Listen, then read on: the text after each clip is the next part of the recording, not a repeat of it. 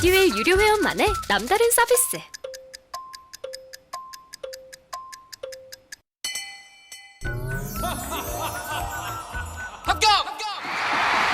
합격하고 돈도 받는 혜택. 오직 에듀윌 유료 회원에게만. 에듀윌. 무료 합격!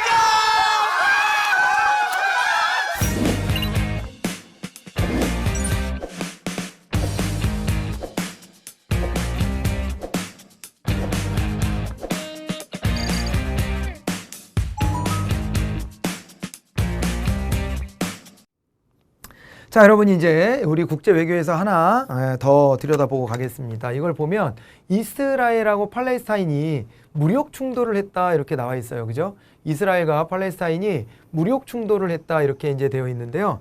이게 이제 보니까 5월 10일 시작된 분쟁으로 이스라엘은 가자 지구에 대대적인 공습을 가했고 하마스는 로켓포와 미사일 수천 발을 이스라엘에 발사했다 이렇게 되어 있습니다. 이게요, 이스라엘 알죠? 이스라엘이 이제 이렇게 봐야 되는 거잖아요. 이게 영토가 이제 보면은 여기가 이렇게 이제 유럽이 있다 그러면 유럽이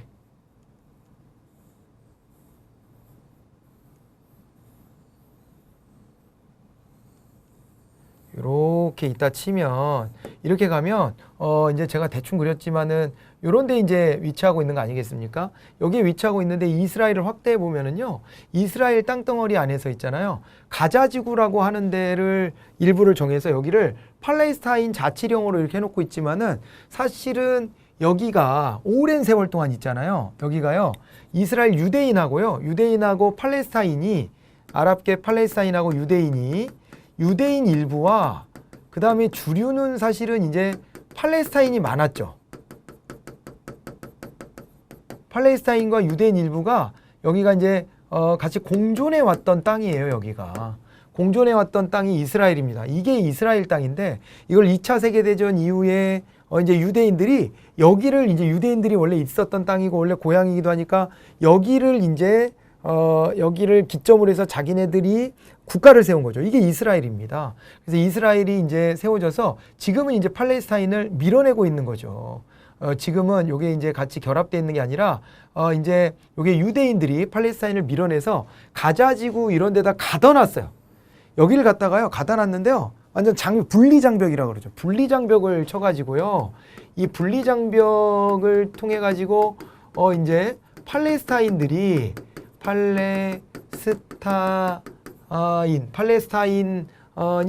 여기가 이제 고립되어 있습니다.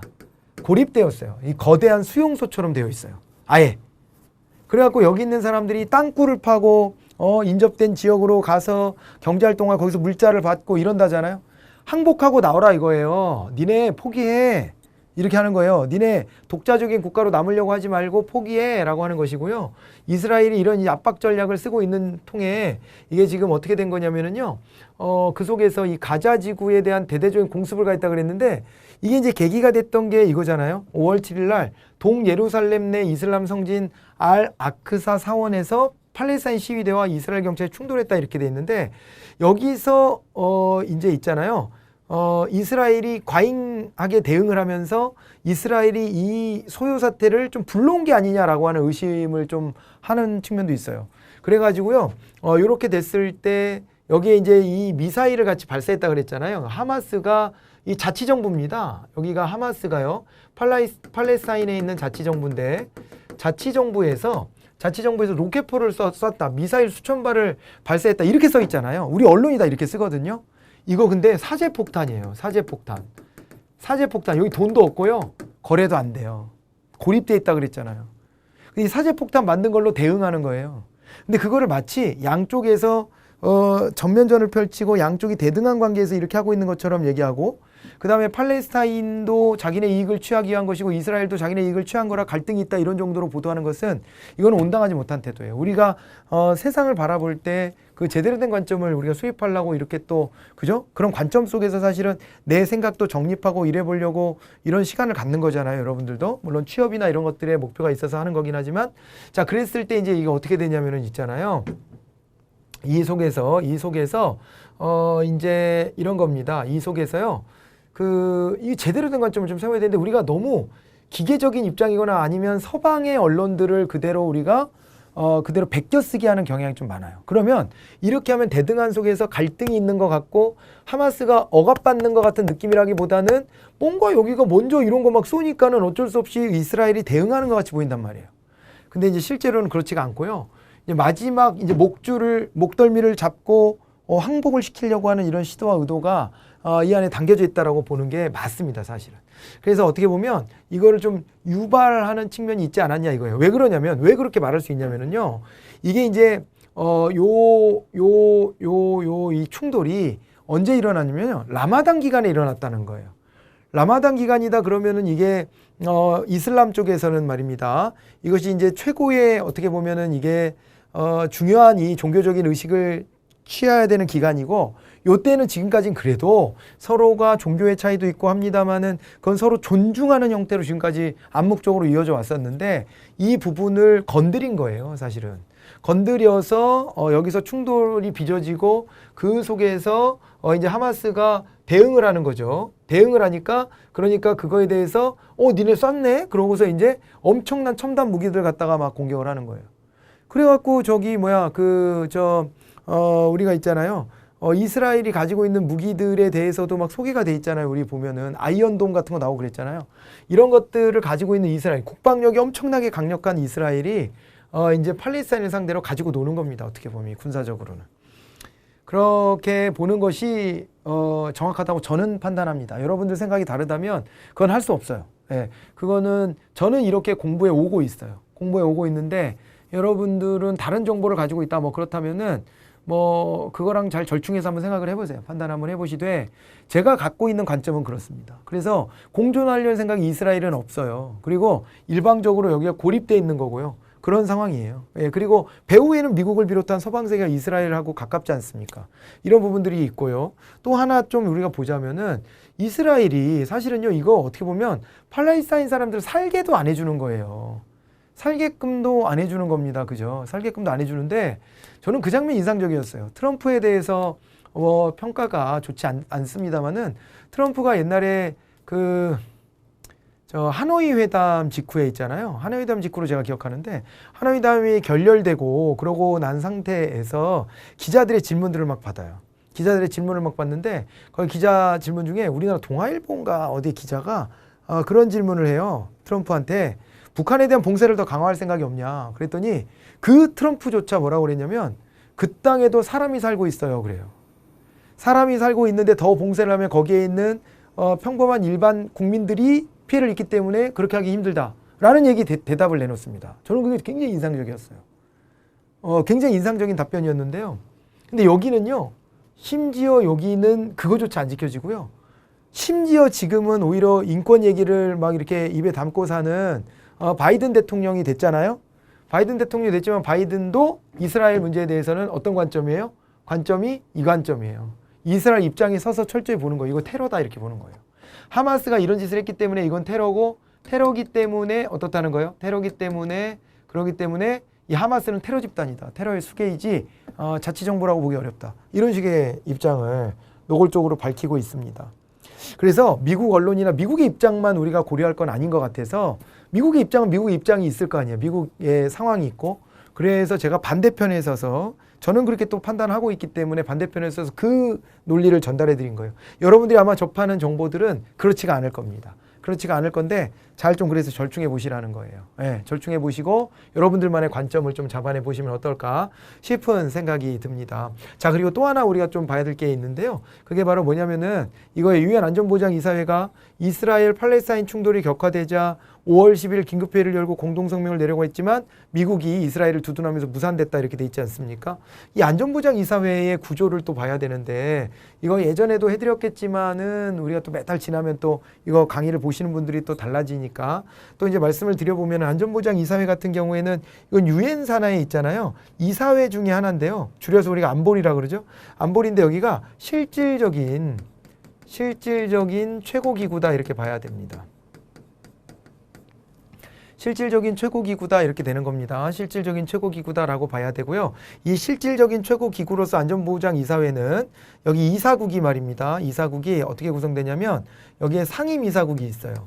상임 이사국은 영원히 이사국이 되는 거고요. 그 다음에 비상임 이사국이 있습니다.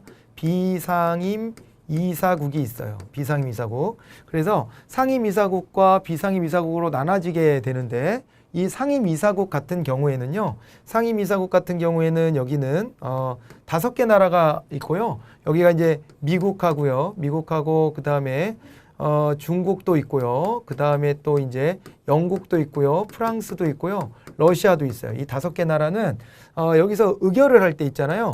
거부권을 갖습니다. 거부권을 행사할 수 있어요.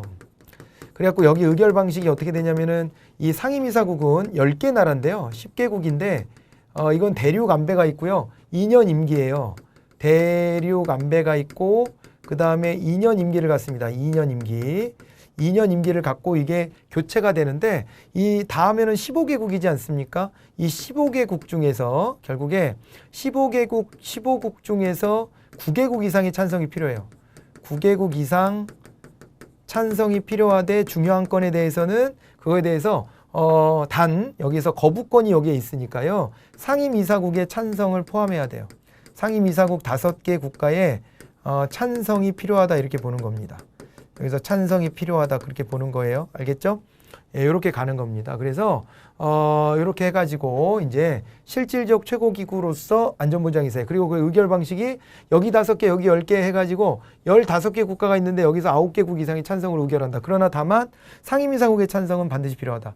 여기가 거부권을 행사할 수 있기 때문에 다 14개 나라가 찬성했는데 뭐 요 중에 한 나라가 나는 반대 이러면은 끝 이렇게 되는 겁니다. 아시겠죠? 예, 그래서 이거에 대한 우려를 표명하려고 했지만 미국이 이스라엘을 두둔하고 이건 무조건 여기 하마스의 잘못이야 라고 해버리니까 어찌할 도리가 없어요. 예. 2차 세계대전이 끝났을 당시에 강대국 중심으로 여전히 유엔이 돌아가고 있다는 것을 이게 보여주는 근거가 되기도 합니다. 자, 이런 것을 하나 이렇게 알아두시면 되겠고요. 자, 그 다음으로 이제 가보도록 하겠습니다. 자, 이번에는 이제 북한 안보인데요. G7 외교장관 공동성명 발표 그랬습니다. G7 외교장관 공동성명 발표인데 자, 이 G7 국가가 어딘지를 좀 보셔야 되고요. G7 주요 국가 7개국이 미국, 영국, 프랑스, 독일, 이탈리아, 캐나다, 일본 이렇게 되어 있습니다. 자, 그래서 서방 선진국 이렇게 원래 됐던 거에 일본을 껴준 거예요, 원래가. 그래서 서방 선진국이다, 주요 국가다 그랬을 때 미국, 영국, 프랑스, 독일, 이탈리아, 캐나다, 일본 이런 정도가 되고요. 여기다가 있잖아요. 여기다가 요즘에 보면 미국하고 중국은 갈등이 좀 있지 않습니까? 네, 그래가지고 여기서 이제 배제되는 게 어디냐면은요. 중국은 여기에 끼지 못해요. 중국은 그 경제 사이즈에도 불구하고 끼지를 못하고요. 그 다음에 러시아는 예전에 G8 그래갖고 껴줬다가 러시아가 이제 러시아가 G8에 들어갔었다가 그랬다가 이제 여기서 이제 그죠? 예, 또 이제 어긋나 있어요. 중국 러시아하고는 미국하고도 러시아하고 트럼프의 관계는 좀 좋았다고 이렇게 알려져 있지만 미국하고 중국이 이제 대립각이고요. 전통적으로 또 이제 뭐 러시아하고도 관계가 별로 좋지가 않고 러시아하고는 영국, 프랑스하고도 원래 그렇고 그래서 이 사이가 껄끄러워요. 그래서 여기가 빠져 있고요. 그런데 여기다가 이제 덧붙이려고 하는 게 좀 있죠. 덧붙이려고 하는 것은 그래서 우리나라도 이 G7 회의하는데 우리도 초청 자격으로 막 가고 막 그러잖아요. 그래서 이게 어디가 이제 포함이 되냐면은 여기에 이제 한국이 들어갑니다. 여기에 이제 그 다음에 확장해야 될 대상으로는 한국을 꼽고 있고요. 경제력이나 이런 것들 다 보는 거예요, 종합적으로. 그런데 한국이 들어갈 수 있고 그 다음에 여기 호주가 들어가요. 오스트레일리아. 호주가 포함될 수 있고요. 그 다음에 또 하나가 또 뭐가 있냐면 인도예요, 인도. 인도는요, 중국하고 대립하는 과정에서도 인도하고의 관계가 필요하다고 보는 거예요, 사실은.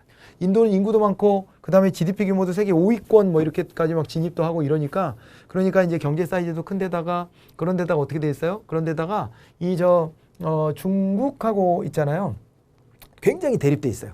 그러다 보니까는 그런 것들의 활용도가 좀 높죠. 그래가지고 여기다가 이제 뭐 출범은 안 됐는데 G10이다 하면은 요 정도가 포함되지 않겠냐 이런 얘기를 하고요. 아이 G10을 포함하려면 러시아를 다시 껴주자 이런 주장도 있기도 하고 아무튼 그래요. 그런 상황이다 이렇게 봐두시면 됩니다. 자, 이제 그거를 좀 기억해 놓으시면 되겠고요. 그 다음에 여기에서요, 북한에 관련된 공동성명을 채택했다고 하는데, 뭐 그 내용보다도 이제 우리가 이 용어들을 좀 알고 싶어서 했어요. 내용이 우리가 뭐 평소에 해왔던 거랑 크게 다르지는 않아요. 그래서 이제 공동성명을 발표를 했는데, 이 공동성명이라고 하는 게 뭐냐. 그랬을 때요, 공동성명 관련해서는 각국 정부 간의 순회회담이나 국제회의 등에서 그 경과 및 결과를 요약하여 문서로 발표하는 공식 성명이다 이렇게 되어 있습니다. 예, 요거를 말하는 것이다 라고 되어 있습니다. 자, 그렇고 그 다음에 여기에서 이제 북한 핵 문제와 관련해서 완전하고 검증 가능하며 불가역적인 포기라는 표현이 등장했다는 거예요. 그래서 CVIA라는 표현이 등장했다는 것을 좀 주목해 보실까요? 이게 이 CVIA라고 이렇게 이제 표현이 되어 있습니다만은 이 표현이 원래 뭐였냐면요. CVID가 있어요. CVID. 이 표현하고 이렇게 해서 요거를 연계해서 보는데 CVID라는 표현 자체가요. 조지 부시 행정부 1기 때인데 조지 부시 행정부는 2001년도에 출범을 해요. 2001년부터 출범을 해가지고 오바마가 2008년에 당선이 됐으니까 2009년까지 갔네. 2009년 초까지. 그러니까 2008년 정도까지 8년을 집권합니다. 이 만으로 따지면 2008년까지를 할까요? 자, 그래가지고 이제 조지 부시 행정부 여기 1월 달에 교체되고 막 그러니까 사실은 걸치긴 하는데 2001년에 집권을 하기 시작해가지고 2008년 내지 2009년이라고 표시해야 될 텐데 요때 이제 부시 행정부 1기 때니까 그때는 요 앞전 시기입니다. 처음에 당선됐을 때요. 그때 미국의 기본적인 북핵 해결 원칙인 CVID가 이제 북한 비핵화에 대한 강경한 태도를 상징하는 용어로 인식돼서 이게 이제 북한이 강한 거부감을 갖고 있습니다. 이때 나온 얘기가요. 악의 축이거든요. 악의 축으로 뭐 이라크 같은 나라도 지칭하고요. 그 다음에 이란 같은 나라도 지칭하고요. 그 다음에 북한도 지칭하고 막 그랬어요. 조지 부시가.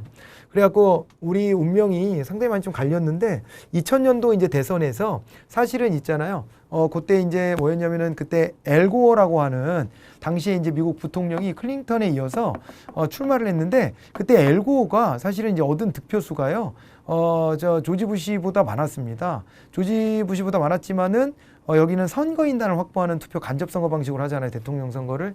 그러다 보니까 이제 거기에서 아슬아슬하게 그리고 논란이 좀 있었지만은 어찌됐거나 뭐 그래갖고 조지 부시가 당선이 돼버린 거예요. 조지 부시가 당선이 됐는데 그 타이밍에 뭐가 있었냐면 당시에 미국의 클린턴 대통령이 북한에 방문을 하기로 되어 있었습니다. 북한에 방문을 하고 북한이 그때 김정은 국방위원장 시절인데 그때도 북한은 뭐였냐면요. 개혁개방의 길로 가겠다라는 의지를 가지고 있었고요. 개혁개방의 길로 가겠다는 의지를 갖고 있는데 미국하고의 군사적 대립이 돼 있는 상황에서는 자기네가 어떻게 해볼 도리가 없는 거예요. 그래가지고 여기에서 미국하고의 이제 수교를 포함해서 그래가지고 이제 논의가 잘 진척이 됐고 그러면서 그때 있잖아요. 미국의 국무장관이면 우리나라로 치면 외교장관인데 국무장관이 어디로 갔냐면 북한으로 평양으로 날아가서 올브라이트라고 하는 당시의 국무장관이 거기에서 이제 협상을 벌여가지고 클린턴 대통령이 북한을 방문하는 것까지 합의를 한 거예요. 그러면 이제 얘기가 다 거의 끝난 상태였습니다. 얘기가 다 끝난 상태였는데 그 선거가 그렇게 결론이 나면서 조지 부시 행정부가 악의 축 발언도 하고요. 이제 당선이 되고 난 다음에 거기에 대해서 더 이상 진척시키지 마라. 그 다음 행정부에 맡겨라. 우리가 알아서 하겠다. 이렇게 해버렸는데 그때 이제 북한으로 클린턴이 못 가고 이렇게 됐던 게 남북 관계는 계속 이 대립 관계로 쭉 오는 것이고요. 우리가 거기에서 경제적, 문화적, 사회적 손실이 정치적 이런 손실들이 엄청난 거예요. 우리 입장에서 당사자가 돼 있으니까요.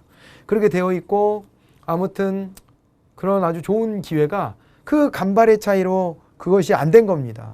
그러니까 북한이 또 참 아쉬운 게 북한이 벼랑 끝 전술을 쓰지 않습니까? 그러니까 이 사태를 악화시키다가 맨 마지막 순간에 급반전을 시켜버리거든요. 맨 마지막 시간에 급반전을 시키는데 그것이 너무 타이밍이 조금 늦었던 거야, 사실은.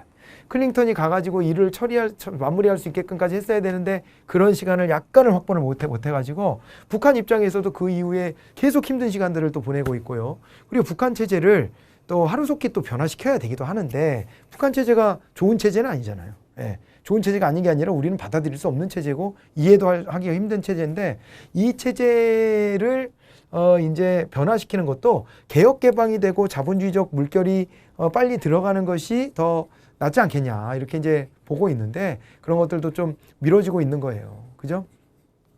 그렇게 이제 온 겁니다. 그렇게 이제 왔던 것이고 아무튼 조지 부시 때 그때 이제 제시했던 게 CVID 해가지고 요거는 이제 어떻게 되냐면은요. 보시면은 다음 페이지에 제가 넣어놨을 거예요.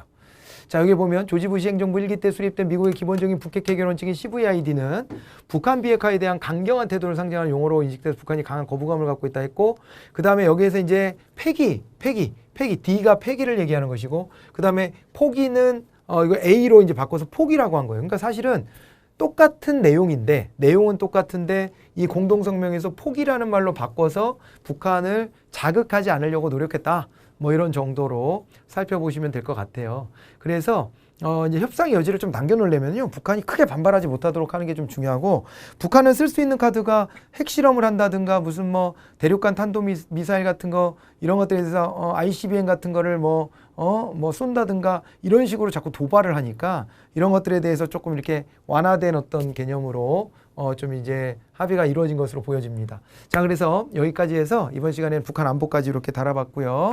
다음 시간에는 이제 우리가 문화 미디어로 들어가 보도록 하겠습니다. 수고하셨습니다.